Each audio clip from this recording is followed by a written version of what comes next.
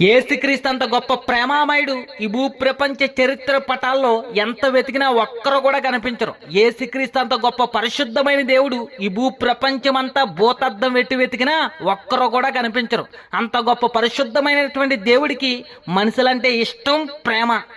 ఎంత ఇష్టం అని అంటే మనుషులందరి కోసం తన ప్రాణం పెట్టి అంత ఇష్టం. ఎంత ఇష్టం అని అంటే మనుషులందరి కోసం తన దైవత్వాన్ని విడిచిపెట్టేసి మానవ శరీరాన్ని ధరించుకుని పాపిష్టి మనుషుల దగ్గర బ్రతికి పాపిష్టి మనుషులందరినీ పరిశుద్ధులుగా మార్చడానికి తన రక్తం ద్వారా పాప పరిహారం చేసి మరణించే అంత ఇష్టం.